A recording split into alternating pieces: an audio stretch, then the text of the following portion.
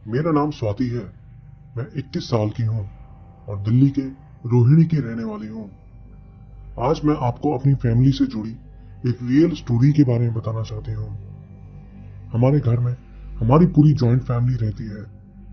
मेरी फैमिली और मेरे चाचा की फैमिली, हम सब एक साथ रहते हैं। मैं जो बात आपको बताने जा रही हूँ, इसकी शुरुआत कब हुई थी ये तो खुद हमें भी नहीं पता, लेकिन इसमें जो मौतों का सिलसिला शुरू हुआ उसमें सबसे पहली मौत मेरी चाची के बच्चे की हुई थी।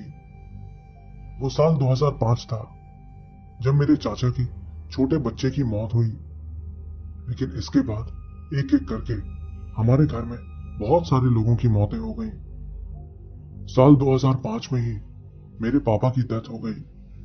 फिर 2013 में मेरी मम्मी की डेथ हुई। 2015 में मेरे बीच वाले चाचा चले गए और फिर 2018 में मेरे दादाजी की भी डेथ हो गई। लेकिन सबसे अजीब बात ये थी कि ये सब के सब मौत से कुछ दिन पहले तक बिल्कुल अच्छी सेहत में थे।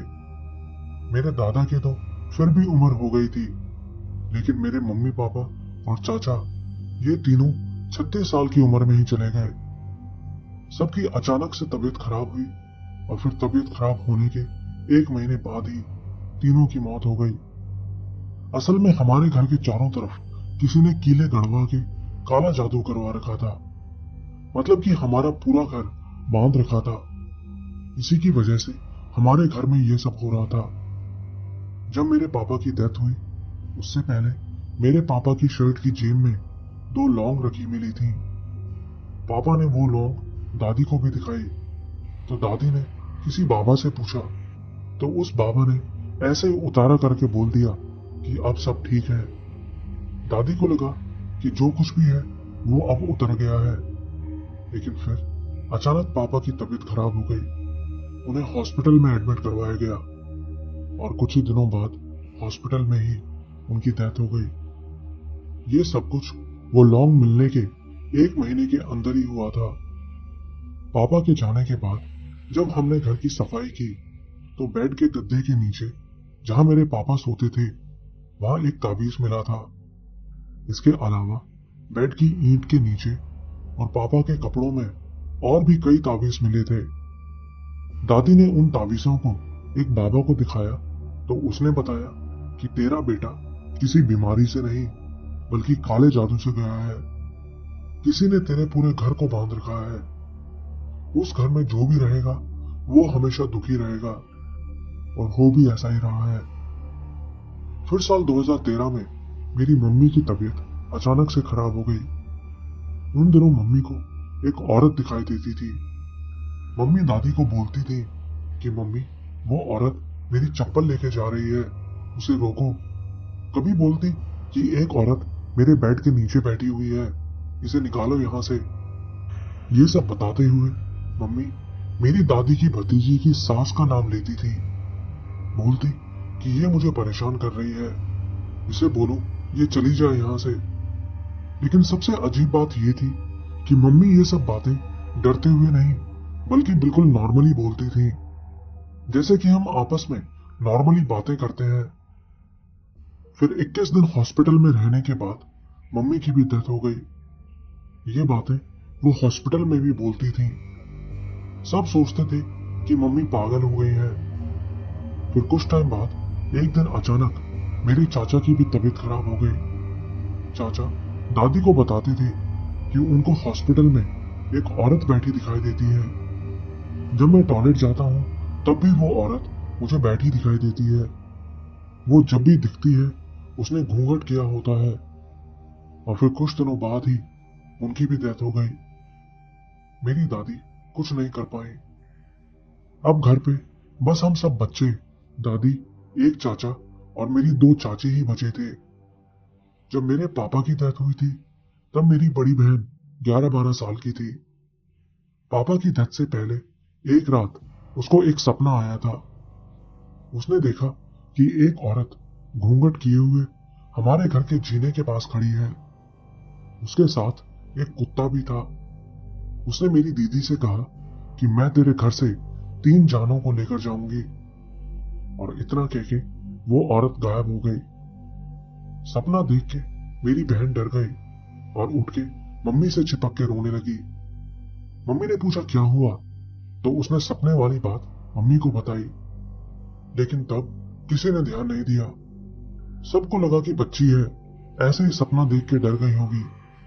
लेकिन बाद में उसकी वो सपने वाली बात सच साबित हो गई। मम्मी की मौत के बाद दादी ने उस चीज से छुटकारा पाने की बहुत कोशिश की, बहुत सी जगह पूछा, लेकिन हर बार कुछ ना कुछ हो जाता था। जो भी काम शुरू करती थी वो पूरा ही नहीं हो पाता था। एक बाबा ने बताया कि वो जो चीज है वो बहुत ताकतवर है, तुम चाहे कितना भी पूजा पाठ कर लो वो यहां से नहीं जाएगी। बेहतर यही होगा कि तुम उस घर को बेच दो या छोड़ के चले जाओ। और जो इंसान ये सब कर रहा है वो कोई बाहर का नहीं है, बल्कि उसका तुम्हारे घर पे अच्छा आना जाना है, इसलिए वो इतनी आसानी से ये नहीं छोड़ेगी। बाबा ने ये तो बताया था कि ये सब जिसने किया वो हमारे परिवार की ही एक औरत है, लेकिन उसका नाम बाबा ने कभी नहीं बताया। उस बाबा को हमने घर में बुला के घर दिखाया था। बाबा ने ये भी कहा कि वो औरत कौन है ये बात तुम्हारी दादी को पता है, लेकिन दादी ने उसका नाम कभी किसी को नहीं बताया। पता नहीं दादी हमें क्यों नहीं बताती, लेकिन हमारा पूरा शक मेरी दादी की देवरानी मतलब मेरी छोटी दादी पर है। उनके बारे में सारा कुनबा यही कहता है कि ये जब से शादी करके आई है तब से ही घर में कलेश कर रही है। उन्होंने हमारे छोटे दादा को भी हमसे दूर कर दिया था और शादी के बाद ही परिवार से अलग हो गई थी। पहले उनका परिवार और हमारा परिवार सब एक साथ रहते थे। तब पापा और चाचा बहुत छोटे थे, लेकिन फिर शादी के बाद वो लड़ झगड़ के अलग हो गई। एक दिन उन्होंने अपने पति से भी ऐसा झगड़ा किया कि उन्होंने गुस्से में सुसाइड कर लिया। उन्होंने फांसी लगा ली थी। उनके बच्चे तब 16-17 साल के थे। हमने उनसे पूछा कि उन्होंने फांसी क्यों लगाई, तो उन्होंने बताया कि मम्मी पापा से बहुत जोर जोर से लड़ रही थी और कह रही थी कि तू जाके मर जा, मुझे तेरी कोई जरूरत नहीं है। वो बहुत तू तड़ाक करके बातें करती थी। वो लोग अब हमसे अलग ही रहते हैं। उनके बच्चों की भी शादी हो चुकी है। उनके एक लड़के की नशे की वजह से डेथ हो चुकी है और दूसरा अपनी फैमिली के साथ अलग ही रहता है। वो दादी आज बूढ़ी हो चुकी है, लेकिन फिर भी कभी किसी बूढ़े को फंसा लेती है तो कभी किसी दूसरे को, पता नहीं कहां कहां घूमती रहती है। हमारे कुनबे में भी कोई उनसे ज्यादा बात नहीं करता। वो आज भी किराए के मकान में रहती है। उनकी मेरी दादी से लड़ाई थी इस बात को लेकर कि वो हमारे घर में हिस्सा मांगती थी, लेकिन ये घर मेरे दादा दादी ने अपने दम पे बनवाया था, इसलिए उन्होंने उसे हिस्सा देने से मना कर दिया और शायद इसी वजह से हमारे घर पे करवा दिया। आज हमारे घर में सब बीमार रहते हैं। एक ठीक होता है तो दूसरा बीमार हो जाता है। अच्छे काम के लिए पैसा जोड़ो तो वो सब दवाइयों में ही चले जाते हैं। घर बेचने की भी बहुत कोशिश करते हैं, लेकिन हर बार कुछ ना कुछ ऐसा हो जाता है कि हम ये घर छोड़ ही नहीं पाते। पहले जब इस घर को 2017 में बेचने की बात चल रही थी, तब अचानक मेरे भाई का बहुत बुरा एक्सीडेंट हो गया। हम 4 बहनें हैं और मेरे छोटे वाले चाचा के 3 लड़के हैं और उनसे छोटे के 2 बच्चे हैं, एक लड़का और एक लड़की। मेरी चाची का जो पहला लड़का था वो मेरे पैदा होने से 1 हफ्ते पहले ही पैदा होने के 3 दिन बाद मर गया था, लेकिन वो भी इसी घर में भटकता है। क्यों ये तो हमें नहीं पता, लेकिन वो बस मेरी चाची के कमरे में ही रहता है।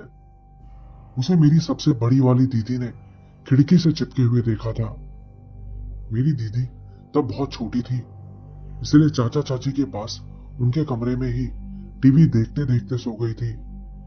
लेकिन फिर अचानक रात में उनकी आंख खुल गई तो करवट लेते हुए उन्होंने देखा कि बंदर के मुंह जैसी शक्ल का कोई बच्चा खिड़की को पकड़े हुए बिल्कुल चिपक के उनको देख रहा है।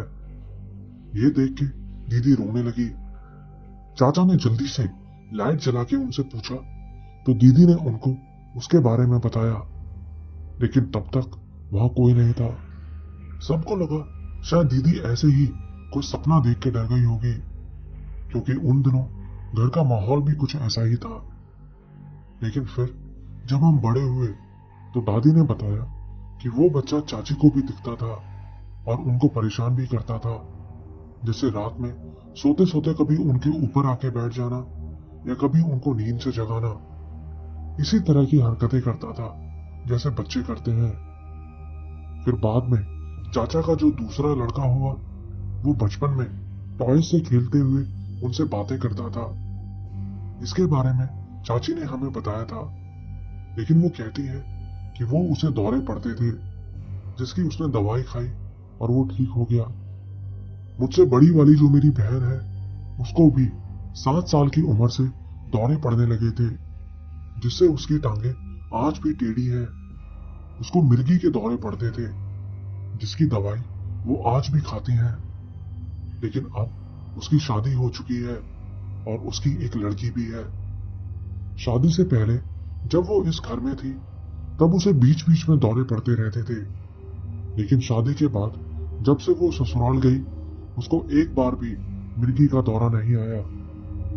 मेरी तीनों बहनें जब से शादी करके इस घर से गई हैं, उनके साथ सब कुछ ठीक हो गया है, लेकिन अब ये दौरे मुझे आने लगे हैं। एक दिन सुबह सुबह हमारे घर के पास किसी की डेथ हो गई थी, तो मेरे दादा और चाचा उनके क्रियाक्रम के लिए जा रहे थे। तो मैं सुबह उठ के उनके लिए चाय बनाने लगी। उस वक्त वो घर के बाहर ही बैठे हुए थे, तो मैं उनके लिए मट्ठी लेने पास की दुकान पे गई थी। लेकिन दुकान से आते वक्त मैं अपने आप चलते चलते गिरने लग गई। लेकिन मुझे ना तो चक्कर आ रहा था, ना मैं नींद में थी। समझ नहीं आ रहा था कि मैं अपने आप कैसे गिरे जा रही हूँ। उस वक्त एक अम्मा अपना बरामदा धो रही थी, तो उन्होंने मुझे यूं गिरते देखा तो सोचा कि शायद मेरी तबीयत खराब है। उन्होंने मुझे जल्दी से वहीं अपने घर में बिठाया और अपने पोते से बोला कि जल्दी से इनके घर से किसी को बुला के ले आ। तो मेरे छोटे वाले चाचा जल्दी से वहां आए और मुझे गोद में उठा के घर लेकर गए। सब देख रहे थे कि मुझे क्या हुआ है। मैं तब 16 साल की थी और मेरी हेल्थ भी बिल्कुल ठीक थी। मुझे बेड पर लिटाया हुआ था, लेकिन अजीब बात यह थी कि मुझे अजीब से झटके लगे जा रहे थे। मैं कभी अपना हाथ झटकती तो कभी पैर। मैं खुद नहीं समझ पा रही थी कि मेरे साथ क्या हो रहा है। बस मुझे बहुत रोने का मन कर रहा था। मैं बस ऊपर पंखे को देखकर सोचे जा रही थी कि ये मेरे साथ क्या हो रहा है। इतने में मेरे एक ताऊ हैं, जो कि भैरों के बहुत बड़े भगत हैं। उन पे भैरव आते भी हैं, तो वो मेरे चाचा और दादा को बुलाने के लिए आए थे। सुबह के 7-8 बजे का टाइम था। वो हमारे घर के अंदर तो नहीं आना चाहते थे, क्योंकि ऐसे में बिना नहाए धोए किसी के घर में नहीं जाते। लेकिन जब उन्होंने हमारे घर में भीड़ लगी देखी तो अंदर आ गए। अंदर आके उन्होंने मेरा हाथ पकड़ा ही था कि अचानक से उनके अंदर भैरव आ गए। फिर वो मेरी तरफ देख के जैसे गुस्से से गुर्राने लगे। मैं ये देख के बहुत चौंक गई कि इनको क्या हो गया है। गुर्राते हुए वो बस मेरी तरफ फूंके जा रहे थे। मैं बहुत डर गई और रोने लगी। मेरे चाचा और पापा बोले कि रो मत, कुछ नहीं हुआ है। तभी उन्होंने घर में ज्योति जलाने को कहा, तो मेरी बहन ने ऐसे ही बिना चुन्नी रखे जल्दी से ज्योत जलाई। फिर वो बोले कि इसके माथे के ऊपर ज्योत का आशीर्वाद दे। तो मेरी बहन ने ऐसा ही किया, जिसके बाद मेरे झटके शांत हो गए। मैं तब भी अपने होश में ही थी। फिर वो ताऊ वहां से चले गए। मेरे दादा और चाचा भी वहां से चले गए, ये बोल के कि इसका ध्यान रखना।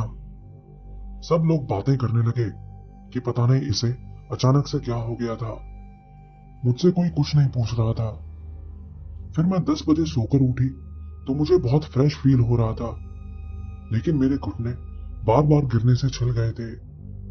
पड़ोसी लोग यही बोल रहे थे कि ये फोन बहुत चलाती है, गाने सुनती रहती है, इसलिए इसके साथ ऐसा हुआ होगा। लेकिन फिर इसके कुछ टाइम बाद मुझे प्रॉपर मिर्गी का दौरा आया था, जिसमें मेरी साइड से थोड़ी सी जीभ भी कट गई थी। इसके बाद मुझे ऐसे ही 4-5 और दौरे आए, तो मैंने डॉक्टर से जाके दवाई ली, जिसके बाद मुझे दौरे आने बंद हो गए। लेकिन जब मैं रात में डर जाती थी तो मुझे फिर से दौरा आ जाता था। मेरी मम्मी के जाने के बाद हम 1 साल तक बहुत डरे थे। जब हम रात में सोते थे तो कभी घर में बॉटल अपने आप गिर जाती थी, तो कभी कुछ और होता था। हम चारों बहनें बहुत डरती थी, और हम किसी और से नहीं बल्कि अपनी मम्मी से ही डरती थी। कई बार ऐसा लगता था कि मम्मी हमारे बगल में ही लेटी हुई है। तो कई बार मेरी दूसरी बहन को मम्मी के बहुत डरावने सपने आते थे। एक रात मेरी दादी किसी के यहाँ जागरण में गई हुई थी, तो रात में हम चारों बहनें अकेली थी। उस रात हम इतनी बुरी तरह से डर गए कि हमारे चिल्लाने की आवाजों से ऊपर मेरे चाचा और पड़ोसी भी उठ गए थे। मेरी एक बहन ने बोला कि उसने सोते सोते दरवाजे के पास मम्मी को खड़े देखा है और वो मुझे बुला रही थी। एक दिन मेरी सबसे बड़ी वाली बहन को मम्मी का एक सपना आया। मम्मी उससे बोली कि मैं मरी नहीं हूं। वो बोली नहीं, आप मर चुकी हो। तो मम्मी बोली, तुमने मेरी तस्वीर पे माला क्यों नहीं चढ़ा रखी? तो अगले ही दिन ये बताने पर मेरी दादी ने एक माला लाकर मेरी मम्मी की तस्वीर पे चढ़ा दी। पहले वाली माला कुछ दिन पहले सफाई करते हुए टूट गई थी। साथ ही हमारे कमरे में मम्मी की जितनी भी तस्वीरें थी, हमने वो सब हटा दी और भगवान की तस्वीरें लगा दी। अब हमारे घर में मम्मी पापा की एक साथ बस एक ही फोटो है, जिसपे हमने माला चढ़ा रखी है। दादी ने इस बारे में बाबा से पूछा तो उसने बताया कि ये चारों लड़कियां अपनी मम्मी को बहुत याद करती हैं, इसलिए इसकी मम्मी की जगह वो औरत जिसने उसको मारा है, वो ही उसका रूप लेके इनको डराती है। इनसे कहो कि ये अपनी माँ को ज्यादा याद ना करें, उनके बारे में ज्यादा सोचे ना। लेकिन हम भी क्या करते, हम तब बहुत छोटी थी। तब मेरी सबसे बड़ी दीदी बस 17 साल की थी। मैं घर में सबसे छोटी थी, 11 साल की। फिर मेरी दादी ने हमारी कुलदेवी करोड़ी माता की तस्वीर लाकर हमारे कमरे के गेट पर लगा दी। तब से ये चीजें होना बंद हो गई, क्योंकि हम अपनी कुलदेवी को बहुत मानते हैं। इन सब के बीच एक वही थी जिन्होंने हमारी रक्षा की थी। उस बाबा ने हमारे घर में घुसते ही कहा था कि तुम्हारे घर के पितर जिन्हें तुम पूजते हो वो बांध रखे हैं, जिस वजह से वो भी तुम्हारी रक्षा नहीं करते। तुम्हारे घर के सदस्य भी मरने के बाद उन्हीं के साथ बंध गए हैं। उनमें से कोई भी तुम्हारी हेल्प नहीं कर सकता। उन्होंने बताया कि तुम्हारी असली मम्मी हमेशा तुमको चुप या बीमार दिखेगी। जो औरत तुम्हें सपने में दिखती है, तुमसे बात करती है और तुमको अपने पास बुला के चलने के लिए कहती है, वो तुम्हारी मम्मी नहीं, कोई और है। बाबा की बात सच भी थी। मेरी मम्मी हमें कई बार दिखती है, खाट पे लेटी, बीमार सी। एक बार वो मेरी बहन को दिखी थी, तो बस चुपचाप उसको देख रही थी, कोई बात नहीं कर रही थी। हमने जब भी मम्मी को देखा है तो हमेशा दूर दूर से ही उनको बिल्कुल चुपचाप देखा है। एक बार मैंने सपने में देखा कि मैं चाची से पैसे मांग रही हूँ और मेरी मम्मी दूर खड़ी मुझे देख रही है। वो हमें ज्यादा देर के लिए नहीं दिखती, बस एक बार के लिए ही दिखती है। एक बार मेरा और मेरी दीदी का झगड़ा हो गया था, तो अगले ही दिन जब मैं दोपहर में सो रही थी तो मुझे ऐसा महसूस हुआ जैसे कोई चीज मेरी जांघ से मेरे सीने पे चढ़ रही है। मुझे बहुत हैवी पेन महसूस हो रहा था। मैं अपनी आंखें तक नहीं खोल पा रही थी। मैं एकदम उठ के चिल्लाई। उस वक्त मेरी दादी सामने पड़ोस में ही बैठी हुई थी। बाद में मैंने जब दादी को ये बात बताई तो दादी बोली कि तूने अपनी बहन से लड़ाई की थी, इसी वजह से तेरी मम्मी ने ऐसा किया होगा। लेकिन मैंने कहा कि नहीं, ऐसा नहीं हो सकता। मैं तो मम्मी की लाडली थी। एक छोटे से झगड़े की वजह से मम्मी ऐसा नहीं कर सकती। मैं उस वक्त ज्यादा बड़ी भी नहीं थी, स्कूल में पढ़ती थी। इसके बाद जब मुझे दौरे आने शुरू हुए तब मुझे अंधेरे में बालों का गुच्छा नजर आता था।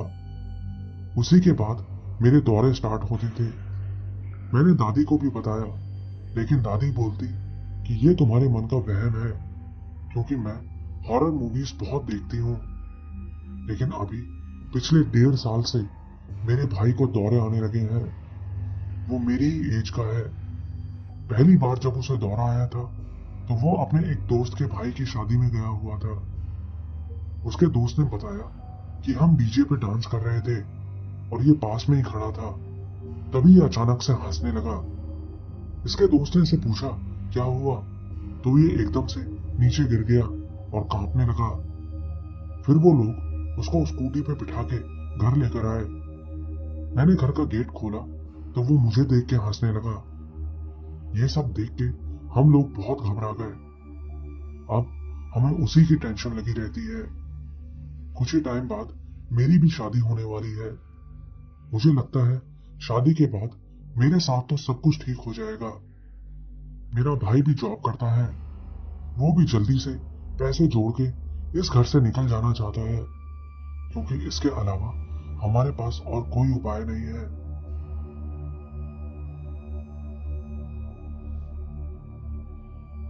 मेरा नाम प्रियांशु पांडा है। मैं उड़ीसा के जाजपुर का रहने वाला हूँ। इससे पहले भी मैंने आपको अपनी एक रियल स्टोरी भेजी थी जो कि मेरे साथ हुई थी। लेकिन आज जो इंसिडेंट मैं आपको बताने जा रहा हूँ वो मेरी मामी के साथ हुआ था, जिनका नाम सुभाश्री सुचिस्मिता पांडा है। तो हुआ कुछ ऐसा था कि उस समय मामी की नई नई शादी हुई थी और जहां मेरे मामा मामी का घर है वो शहर के थोड़ा बाहर का इलाका पड़ता है। शादी के कुछ ही हफ्तों बाद उन्होंने उस नए घर में प्रवेश किया था। साथ ही बताऊं कि उनके घर के बगल में जो घर था उसमें कुछ दिन पहले ही एक औरत ने सुसाइड किया था और इस बात को ज्यादा समय भी नहीं हुआ था। उस औरत की आत्मा वहीं उनके घर के आसपास ही भटकती रहती थी। तो ऐसे ही एक बार की बात है, गर्मियों का मौसम था। मामी नहा के ऊपर छत पे टहलने के लिए गई थी। उनके बाल भी खुले थे। शाम करीब 7:30 बजे का टाइम था। अब उनको वहां खड़े बस कुछ ही देर हुई थी कि उनको साथ वाले घर की छत पे एक औरत खड़ी दिखाई दी। उस औरत ने सफेद साड़ी पहनी हुई थी और उसके पैर हवा में झूल रहे थे। बताते हैं कि भूत प्रेत जैसी चीजें ज्यादातर नई शादीशुदा औरतों को ही अपना शिकार बनाती हैं, क्योंकि उनकी खुशबू भूतों को ज्यादा अट्रैक्ट करती है। साथ ही मेरी मामी की कुंडली भी बहुत कमजोर है, इसलिए इस तरह की चीजें उन पे बहुत जल्दी आ जाती हैं।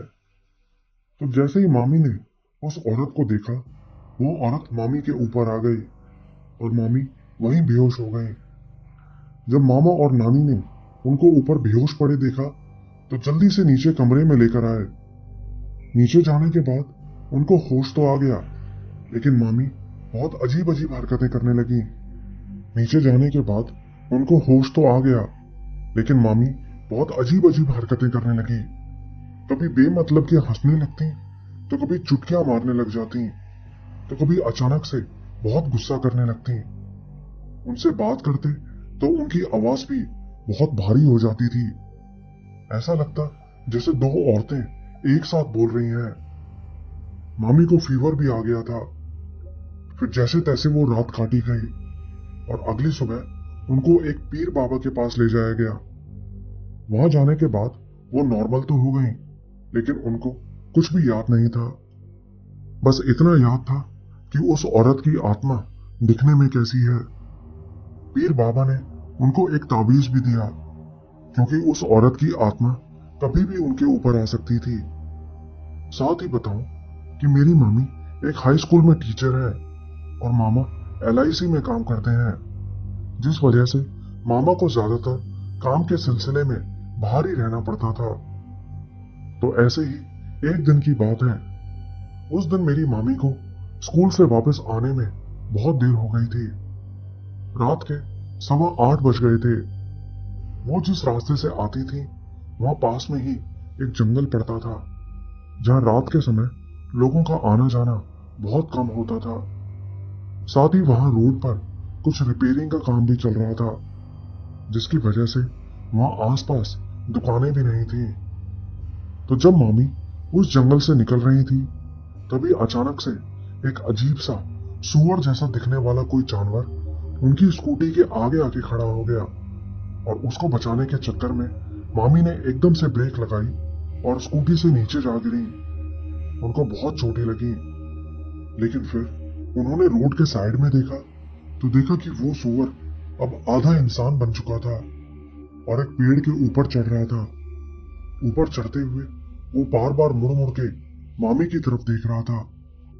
उसके फेस पे भी बहुत खून लगा हुआ था, लेकिन मामी के पास उनका ताबीज था और शायद इसीलिए वो उनका कुछ नहीं बिगाड़ सका। इसके बाद मामी जैसे तैसे वहां से अपने घर पहुंची। इसके बाद 4 महीने ठीक ठाक बीत गए। उनके साथ ऐसा कुछ नहीं हुआ, लेकिन फिर 4 महीने बाद एक दिन गलती से उनका वो ताबीज टूट के नीचे गिर गया, लेकिन मामी को पता ही नहीं चला कि उनका ताबीज टूट गया है। फिर शाम के टाइम मामी घर के पीछे कपड़े सुखाने के लिए गई थी। उनके बाल खुले थे। साथ ही बताऊं कि उनके घर के पीछे एक बहुत बड़ा खुला ग्राउंड बना है, जिसके पीछे एक कब्रिस्तान पड़ता है। लोग बताते थे कि उस कब्रिस्तान में एक जिन रहता है। तो मामी जब बाहर गई तो उनकी नजर उस जिन के ऊपर पड़ गई। उसको देखते ही मामी बहुत डर गई, जिससे उस जिन का काम और आसान हो गया और वो उसी वक्त मामी के ऊपर आ गया। मामी फिर से वही सब अजीब अजीब हरकतें करने लगी, लेकिन मामा को जैसे ही ये बात पता चली तो वो अगली ही सुबह 5 बजे मामी को पीर बाबा के पास लेकर गए। बताते हैं कि जिन बहुत ताकतवर होते हैं और इतनी आसानी से नहीं जाते। तो उस बाबा ने मामी को फिर से एक ताबीज दिया और कहा कि आपको एक पूजा करवानी होगी और 10 किलो घी उस जिन की समाधि के पास डालना होगा और उस जगह को बंधवाना होगा। ये सब इतना आसान नहीं था, लेकिन बहुत मेहनत के बाद वो पूजा सफल हुई। अब वो जिन किसी को परेशान नहीं करता और अब मामी भी बिल्कुल ठीक है।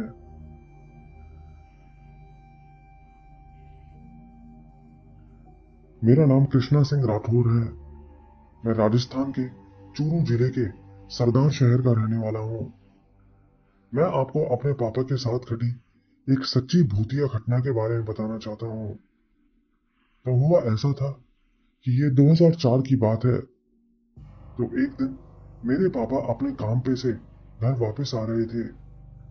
उस दिन उनको वापस आते हुए बहुत देर हो गई थी। आते आते रात के 11 बज गए थे। उन दिनों हमारे गांव में ज्यादा गाड़ियां भी नहीं आती थी, इसलिए पापा पैदल पैदल ही घर आ रहे थे। वहां से हमारे घर का रास्ता करीब 10 किलोमीटर दूर पड़ता था।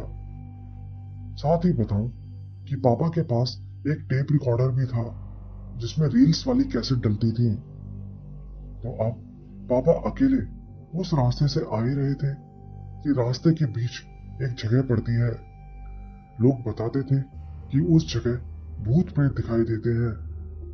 मेरे पापा भी उस जगह के बारे में जानते थे, लेकिन फिर पापा जैसे ही उस रास्ते पे पहुंचे तो अचानक से किसी ने उनको पीछे से धक्का दिया, लेकिन पापा ने ज्यादा ध्यान नहीं दिया। पापा ने सोचा कि पत्थर से पैर टकरा गया होगा।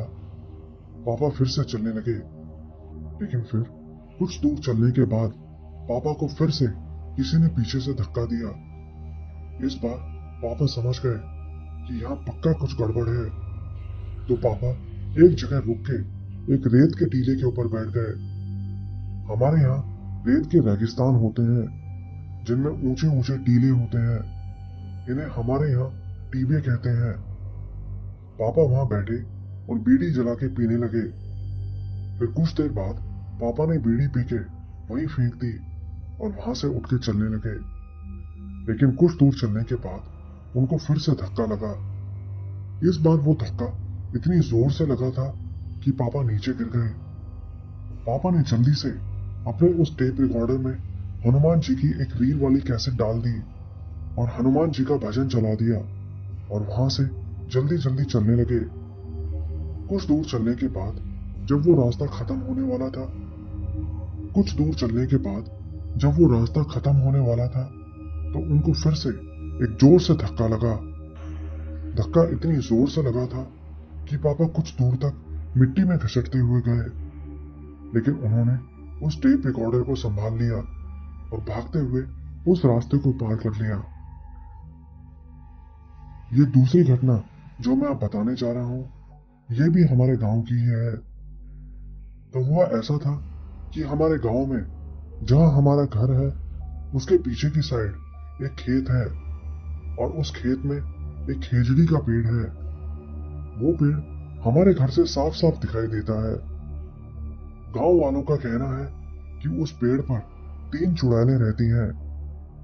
तो एक बार हमारे घर मेरी बुआ की शादी थी, तो शादी से एक दिन पहले मेरे पापा और 10-15 लोग खाना बनाने वाली जगह पर थे और काम संभाल रहे थे। वो लोग जिस जगह पे थे वहां से वो पेड़ साफ साफ दिखता है और उस रात आसमान में भी चांद पूरा निकला हुआ था। इसी बीच मेरे पापा के मामोसा को टॉयलेट जाने की जरूरत महसूस हुई, तो वो टॉयलेट करने के लिए जैसे ही पीछे की तरफ गए तो उन्होंने देखा कि 3 औरतें सफेद कपड़े पहने आसमान में उड़ रही हैं।